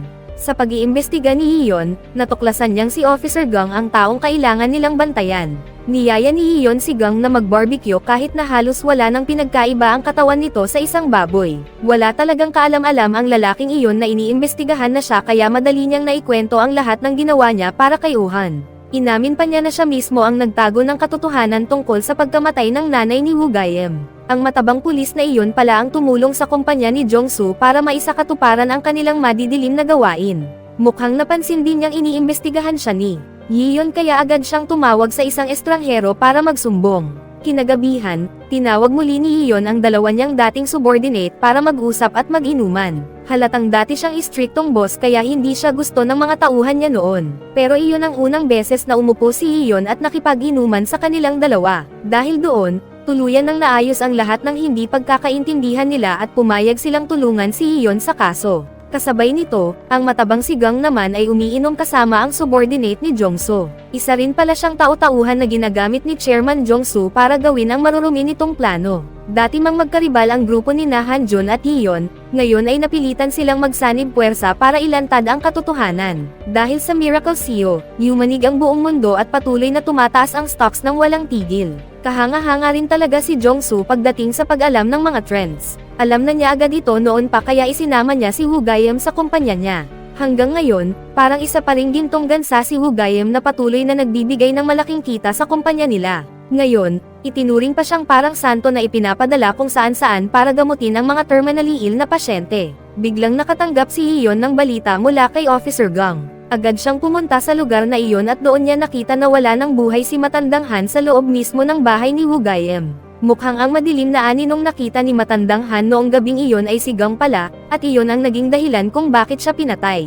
Mukhang malapit nang masira ang plano nila ni Woo Gaem. Yiyon, nakatakas si Woo Gaem habang may inililigtas na tao. Sunod-sunod ang masamang balitang natatanggap ni Yiyon dahil nakatakas na naman ang killer na hinahabol niya. Pero paano nangyari na si Hanjun pa mismo ang taong tumulong kay Woo Gaem para makatakas? Muling pinuntahan ni Hanjun si Woo Gaem. Sa pagkakataong ito, nilakasan na niya ang loob niya at nilunok ang pride niya para magmakaawa na iligtas ang maliit niyang anak. Nang makita ni Woo Gaem kung gaano kamahal ni Hanjun ang anak niya, agad siyang pumayag na iligtas si Little Minso. Pero may kondisyon siyang gustong ipagawa kay Hanjun. Ang gusto niyang gawin ni Hanjun ay hanapin si Professor Han. Kapalit nito, sisiguraduhin niyang magagamot ang malubhang sakit ni Minso. Napagitna si Hanjun sa mahirap na desisyon, pero wala na siyang ibang pagpipilian kundi tanggapin ang alok ni Woo Gaem. Sa mga oras na iyon, ang buhay ng anak niya lang ang pinakamahalaga sa kanya. Nang gabing iyon, may nakuha namang nakakagulat na balita sa pahayagan ang mga kasamahan ni Hanjun. Dahil doon, agad kumilos ang reporter para imbestigahan ang lalaking si Jongsu, na anak pala ni Professor Han. Samantala, nakaluhod naman si Professor Han habang nagmamakaawa kay Jongsu na pakawalan si Woo Gaem. Sinabi pa niya na kapag sobra nilang ginamit si Woo Gaem, hindi magiging maganda ang kahihinatnan nito. Dahil sa tuwing kumukuha sila ng dugo kay Woo Gaem, unti-unting nagbabago ang katawan nito. Pero mukhang walang epekto kay Jongsu ang bawat salita ng professor. Malamig pa niyang sinabi, kung nagbabago ang dugo ni Woo Gaem sa bawat pagkuha nito, edi uubusin ko na agad bago pa ito magbago. Pagkasabi niyon, tahimik na tumalikod si Jongsu at iniwan si Professor Han habang pinagbubugbog ito ng mga tauhan niya hanggang halos hindi na makatayo. Sa kabilang banda naman, nakipag-dinner si Iyon sa assistant ni Senator Beck. Kahit assistant lang ito, sobrang marang yan ng pagkain at inumin niya kaya lalong naging mausisa si Iyon. Paulit-ulit niya itong tinatanong hanggang sa pilitin ng assistant na ilihis ang usapan. Papunta sa kaso ni Woo Gaem na iniimbestigahan niya. Pero diretsahan nang nagsalita si Iyon. Tinanong niya kung bakit nito dati pang nilalabas sa kanya ang mga lihim na impormasyon. Plano mo bang gamitin ako para pabagsakin si Senator Beck? Nang makita ng assistant na matalino si Iyon, dumiretso na rin ito sa punto. Hiniling nitong garantyahan muna ni Iyon ang kaligtasan niya bago siya magbigay ng mas nakakagulat pang impormasyon.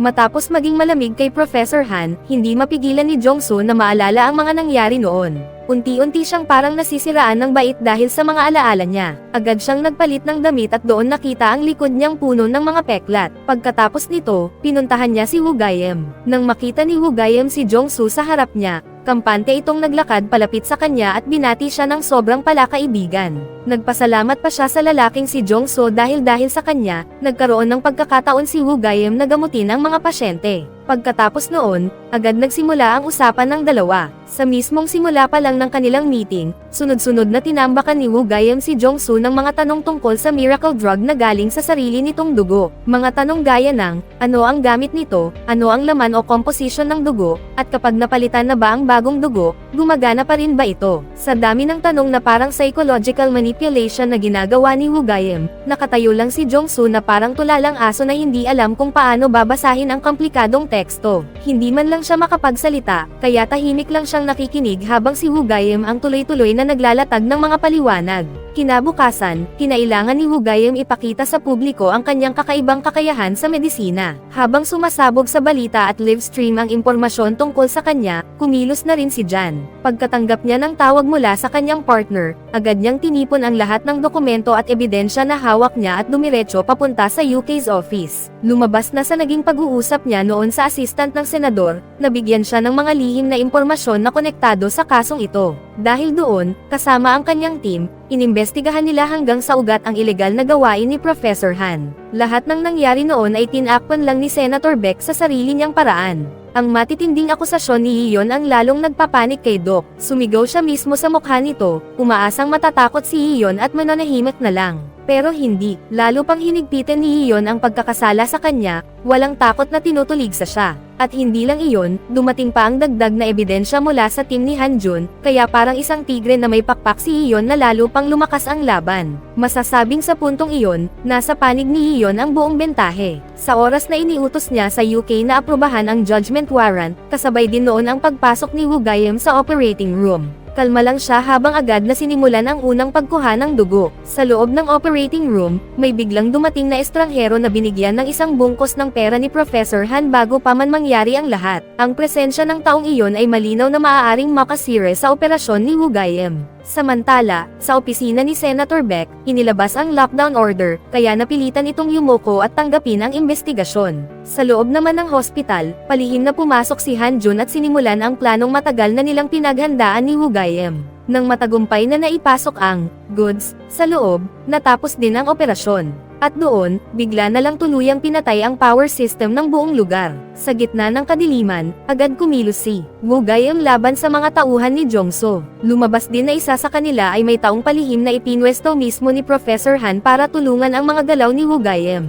Pagkatapos noon, nagawa ni Wu Gaiyong na tanggalin ang device na nakakabit sa katawan niya, at sa gitna ng dilim, mabilis siyang nakatakas mula sa mga humahabol na tauhan ni Jongso. Akala nila tapos na ang lahat, pero hindi nila alam na sinusundan na pala sila ng isang kain na hinalang sasakyan na ayaw talagang bumitaw kahit isang segundo. Sa pagkakataong ito, si Han Jun ang kailangang magpanggap na parang nasa Fast and Furious, umiwas ng umiwas sa kalsada para matanggal ang habol sa kanila kahit anong mangyari. Pero ang plano ng tao ay walang laban sa plano ng mga gangster. Sa isang iglap ng pagkulaye, biglang nabangga ng isang sasakyan ang kanilang kotseng sinasakyan, dahilan para parehong matulala sina Han Jun at Wu Gaiyong sa sobrang gulat. Nang lumapit ang mga kalaban para kunin muli si Wu Gaiyong, ginawa ni Han Jun ang lahat para pigilan sila at bumili ng oras, habang hinihintay ang pagdating ng malaking reporter. Buti na lang at dumating siya sa tamang oras. Mabilis na nagplano si Han Jun at ang malaking reporter, at agad silang naghiwalay ng gagawin. Si Han Jun ay tumakas agad dala si Wu Gaiyong, habang ang malaking reporter ay nag-iisang humarap sa mga kalaban at walang habas na pinabagsak ang mga ito. 재밌냐? 어? Dahil sa tulong ng malaking reporter, naidala ni Han Jun si Wu Gaiyong sa isang ligtas na lugar. Doon, naghihintay na si Mrs. ni Han Jun at ang anak niyang si Minso, umaasang may iligtas na rin sila. Nang makita ni Wu Gaiyong si Little Minso, ngumiti siya ng magiliw. Pagkatapos ay agad niyang sinimulan ang pagkuha ng dugo para gamutin ang bata. Matapos ma-inject ang kanyang serum, bigla na lang nawalan ng malay si Wu Gaiyong dahil sa sobrang pagod, dahilan para mag-alala ng husto sina Han Jun at ang asawa nito. Hindi lang para sa buhay ni Minso ang kanilang pag-aalala, kundi pati na rin sa buhay ng taong nagligtas sa kanilang anak. Samantala, matapos makatakas si Wu Gaiyong, napilitan si Jongso na harapin ang matinding pagpuna mula sa board of directors ng kumpanya. Kahit siya pa ang chairman, nakaupo lang siya roon na parang maamong tuta habang pinapagalitan ng mga nakatatandang miyembro ng board. Sa huli, nang tanungin siya tungkol sa pagiging epektibo ng treatment method na galing sa dugo ni Wu Gaiyong, wala siyang nagawa kundi tumayo at humingi ng kaunting panahon para patunayan ito. Noon, si Wu Gaiyong ay may tahimik at payapang buhay kasama ang kanyang ina. Tuwing umaga, sinasalubong niya ang pagsikat ng araw sa balkonahe habang kumakain ng masaganang almusal na inihanda ng kanyang ina mula pa madaling araw. Magkasama silang namumuhay ng tahimik sa gitna ng magulong mundo. Si Wu Gaiyong ay isa ring mahusay na medical student na minamahal ng mga kaklase at guro. Dahil sa kanyang kahangahangang academic achievements, gusto rin siyang makilala ng kilalang sangho.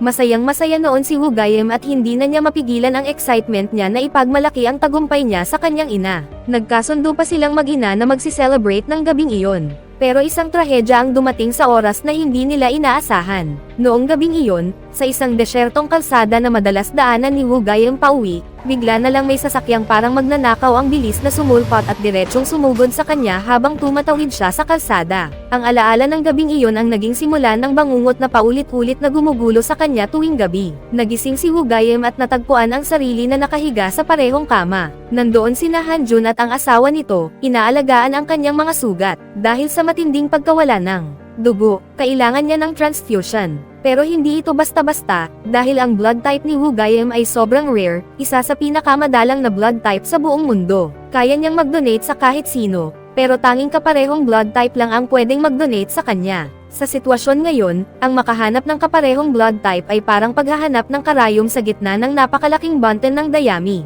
Dito mismo umiikot ang matinding pagnanasa ni Jongso kay Wu Gaiyong. Dahil noong bigla itong nawala, bumagsak ng husto ang stock prices ng kanyang corporation. At kung hindi pa natin siya natagpuan, malamang nakahandusay na siya kung saan lang namamatay. Galit na sabi ni Jongso, na para bang siya pa ang nagliligtas kay Wu Gaiyong. Pero ang totoo, siya mismo ang nagkulong kay Wu Gaiyong sa isang kulungan na siya rin ang gumawa. Samantala, labis ang pag-aalala ni Min Gaiyong, ang intern lawyer, dahil hindi niya makontak ang kahit sino. Bigla na lang pumasok si Wu Chol, hingal na hingal at sugatan ang katawan. Hinahabol na ngayon ang buong lugar si Han Jun dahil tinulungan niyang makatakas si Wu Gaiyong. Pagkarinig ni Min Gaiyong nito, doon niya tuluyang naintindihan ang nangyayari.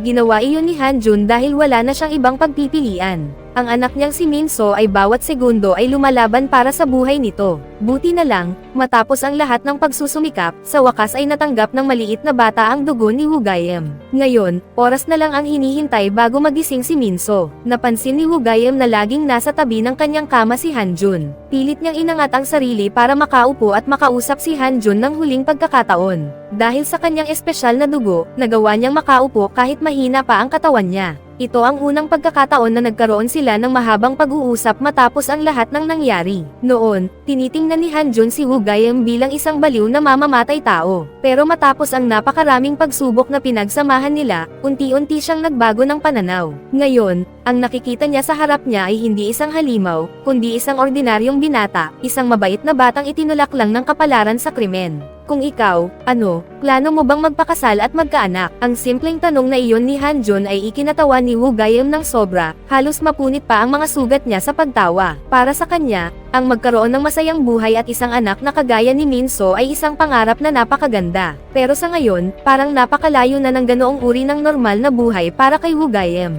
Ang kanyang mga kamay ay nabahira ng dugo, at ngayon ay hinahabol siya ng lahat na parang isa siyang drug na pinagkakakitaan. Maya-maya, dinala ni Wugayem si Hanjun sa lugar kung saan pinatay ang kanyang ina. Doon, unti-unting nabunyag ang lahat ng masasamang plano ni Jongso. Ang aksidente ni Wugayem noon ay hindi sinasadya. Pero nang malaman ni Jongso na ang binatang ito ay may pinakamadalang blood type sa buong mundo, agad niya itong kinuha at kinulong, saka isinailalim sa sunod-sunod na hindi makataong eksperimento. Si Jongso pa mismo ang nagbayad sa matabang pulis para magsinungaling sa ina ni Wugayem.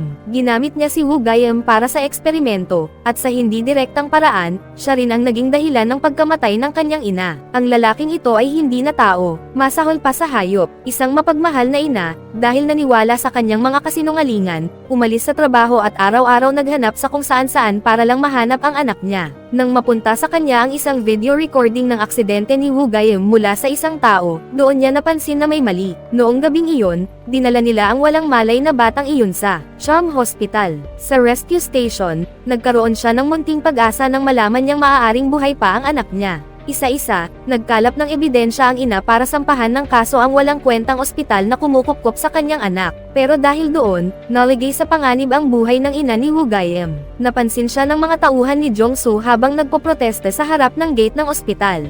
Napaka-brutal nila, dinukot nila ito at itinapon ang bangkay ng ina ni Wugayem sa ilog para maitago ang ebidensya. Sa isang iglap, nawasak ang maliit na pamilya ni Wugayem dahil kay Jongso. Wala siyang piniling iba, lahat ginawa niya para sa pera at kapangyarihan. Ang isang masunuring estudyante noon ay naging isang baliw na mamamatay tao na naghahanap ng sarili niyang hustisya. Ang malabong imahe ng kanyang ina ay patuloy na bumabagabag sa isipan ni Wugayem hanggang sa umabot sa puntong kailangan na niyang gumamit ng hypnosis machine para lang makatulog. Nagulat si Hanjun nang makita niya ang mesa ni Wugayem. Lahat ng larawan nila ni Iyon ay bahagi pala ng plano ni Wugayem. Lumabas na mula pa lang sa simula, ang genius na batang ito ay nakahanap na ng paraan para mabuhay mag-isa. Detalyado niyang inimbestigahan ang lahat ng taong sangkot sa kanyang kaso. At gamit ang talino niya, napilitan si Hanjun na pumayag na idepensa siya. Sa tingin mo ba, kapag nawala si Jongso, dapat mawala rin ang isang mamamatay tao? Biglang tanong ni Wugayem kay Hanjun. Parang mula pa lang sa simula, may plano na siyang paghihiganti, at hanggang ngayon, nananatili pa rin iyon sa kanya. Nakatayo silang dalawa sa tulay nang biglang dumating ang mahabang hanay ng mga sasakyan. Sa ilang sandali, nalaman ni Jongso ang lokasyon ng dalawa. Kasama ang isang dosenang tauhan, kalmado siyang bumaba mula sa sasakyan at iginiit na ibalik sa kanya si Wugayem. Hindi nyo ba iniisip ang milyon-milyong mga terminally ill na pasyente sa buong mundo? Walang ideya kung ano ang nasa utak ng lalaking ito. Para sa kanya, si Wugayem ay isa lang na parang gamot na pagkakakitaan. Diretso niyang sinabi na parang normal lang na kailangan bumalik si Wugayem sa ospital kasama niya para iligtas ang mga tao. Pero matapos ang lahat ng ginawa sa kanya ni Jongso, hindi na napigilan ni Wugayem ang galit niya. Bigla siyang sumugod para suntukin ang mukha ni Jongso, pero agad siyang napigilan ng isang tauhan. Nang makita iyon ni Jongso, siya pa mismo ang lumingon at walang habas na binugbog ang sarili niyang tauhan. Sobrang brutal ng ginawa niya kaya agad na nawalan ng malay ang lalaki. Pagkatapos ay humarap siya muli kay Wugayem at bamulong ng malamig. Pasensya na, Wugayem. Mukhang magulo na talaga ang isip ko. Lahat tayo nagkakamali, ikaw, ako, pero kalimutan na natin iyon. Ituon natin sa mas malaking layunin. Lumalabas na ang kinatatakutan lang talaga ni Jong-soo ay baka hindi makipag-cooperate si Woo Gayem at hindi maging specimen para sa pagkuha ng gamot. Nagkunwari si Woo Gayem na tatanggapin ang kamay na iniabot ni Jong-soo, pero iyon pala ay pagkakataon para pigilan siya. Naisip mo ba kahit kailan na mas maraming buhay ang maililigtas mo kaysa sa mga buhay na kinuha mo? Hindi na nakapagpigil si Woo Gayem sa patuloy na pagpapanggap ng baliw na ito. Habang nagsisiyasat siya mag-isa, natuklasan niya ang makapal na listahan ng mga biktima ni Jong-soo, kasama ang mga bata. Mas matagal pang araw silang nakakulong sa laboratorio kaysa sa oras na nakasama nila ang sarili nilang mga magulang. At doon, tuluyan nang lumabas ang tunay na ugali ni Jong-soo. Ang kwento na ginagamit lang daw siya ng matanda noon para sa eksperimento ay puro kasinungalingan. Siya mismo ang kusang naging test subject dahil sa kanyang sirang pag-iisip. Ngayon, habang inaalala niya ang mismong sandali ng pagdidisect sa kanya, lalo pa siyang nasasabik at natutuwa. Si Woo Gayem at Jong-soo ngayon ay parang dalawang magkasalungat na mundo. Ang isa, nawala ang lahat at piniling pumatay para sa paghihiganti at para mailigtas ang mas maraming buhay. Ang isa naman, nasa kanya na ang lahat pero pinipiling pumatay pa ng mas maraming tao para lang iligtas ang iilan. Pero malinaw na malinaw, ang tanging layunin lang ni Woo Gayem ay ang maghiganti sa mga taong pumatay sa kanyang ina. Sa kasagsagan ng lahat, biglang umalangaw-ngaw ang tunog ng siren ng mga police car na papalapit. Si Iyon pala, nalaman ang sitwasyon mula kay Min Gayong at agad na tumakbo papunta sa lugar na iyon. Sinamantala ni Woo Gayem ang pagkakataon at kinuha ang gunting, balak niyang saksakin si Jong-soo. Pero pinigilan siya ni Han-jun, dahil ang mga kasalanan ni Woo Gayem ay tambak na parang bundok. Pero kahit ano pang sabihin, hindi na kayang pigilan ni Woo Gayem ang galit niya. Kapag pinakawalan ko siya, libo-libong tao ang daranas ng parehong sinapit ko. Pagkasabi niya yon, bigla siyang sumugod, pinabagsak ang mga tauhan, at saka inabot ang isang mata ni Jong-soo. Nagpambuno ang dalawa hanggang sa pumasok ang mga pulis at itinutok ang kanilang baril kay Woo Gayem. Tama na, nakuha na namin ang sapat na testimonya mula sa mga biktima niya. Pilit na pilit si Iyon na pinapakiusapan si Woo Gayem na ibaba ang syringe, pero para kay Woo Gayem, huli na ang lahat. Itinaas niya ang kanyang kamay, handang ibigay ang huling saksak para matapos na ang lahat. Biglang umalangaw-ngaw ang putok ng baril, pero ang tinamaan ng bala ay hindi si Woo Gayem. Si Han-jun mismo ang tumalon para takpan ang bala at iligtas ang taong nagligtas sa kanyang anak. Tumigil ka na. Alam ko kung ano ang iniisip mo ngayon, pero sa pagkakataong ito, gagawin ko ang lahat para mailigtas ka ulit. Umaasa si Han-jun na dahil sa kanya, ibababa ni Woo Gayem ang hawak niyang sandata. Pero paano nga ba basta-basta bibitawan ang galit na matagal ng kinimkim? Prosecutor Iyon, alagaan mo si Han-jun. Pagkasabi niya yon, muli siyang sumugod para ituloy ang balak niyang saksakin ang natitirang mata ni Jong-soo. Sa totoo lang, parang hindi pa napanood ng mga pulis ang mga pelikula, pwede naman nilang hinayaan muna siyang tumarak bago bumaril. Bago pa matapos ni Woo Gayem si Jong-soo, tinamaan siya ng bala sa isang vital na bahagi ng katawan, at unti-unti siyang nanghina. Sinubukan ni Iyon na tumakbo para tulungan siya, pero wala na siyang nagawa kundi panoorin habang bumagsak si Woo Gayem diretso sa ilog. Sa parehong ilog na iyon, doon iniwan ang kanyang ina noon. Ngayon, para bang sa wakas ay magkasama na silang mag-ina sa katahimikan na matagal nilang hinanap. Kailangang magpatuloy ang buhay. Sa kabutihang palad, hindi nagbulag-bulagan ang batas sa mga krimen ni Jong-soo at ng kanyang kumpanya. Gamit ang lahat ng ebidensyang nakalap ni Woo Gayem, inilantad ni Iyon sa publiko ang mga kasalanan ni Jong-soo at ang 223 na biktima na kanyang pinaslang. At doon, tuluyan nang natapos ang madugong pamumuno na itinayo ni Jong-soo at ng kanyang ama sa ibabaw ng dugo at buto ng mga inosenteng tao. Matapos ang kaso, matagumpay na nabawi ni Iyon ang kanyang posisyon at tuluyang naalis ang lintang senador na tuta mismo ni Jong-soo. Ang pagkamatay ni Woo Gayem ay tila hindi doon natapos. If may mangyari sa akin, buksan mo ang hypnosis machine ko. Nandoon ang sagot. Sinunod ni Han-jun ang huling sinabi ni Woo Gayem bago siya mamatay. Lumabas na mula pa lang sa simula, may lihim pala siyang gamot na itinago. Alam niyang delikado ang kanyang buhay, kaya iniwan niya ang miracle drug na iyon para sa sangkatauhan. Pero hindi ganoon ang pananaw ni Han-jun. Para sa kanya, ang buhay ng bawat tao ay nakasalalay sa tadhana. Walang sino man ang may karapatang magdesisyon o kumuha ng buhay ng ibang tao. Habang papalapit na si Han-jun na itapon ang vial sa lugar kung saan namatay si Woo Gayem, biglang tumunog ang kanyang cellphone mula sa isang unknown number. Hello, ayos ka lang ba? Ako ito. Ang pamilyar na boses na iyon ay biglang umalangaw-ngaw, parang himalang bumalik. Dahil doon, napatawa na lang si Han-jun, alam niyang sa wakas, Naging maayos din ang lahat. Diyan lang nagtatapos ang pelikula. Mag-subscribe na kung hindi ka pa nakasubscribe. Pindutin na rin ang notification bell at like button para sa marami pang Asian Drama PH recap katulad nito at mag-iwan ng comment down below. Kita-kits tayo sa susunod na recap.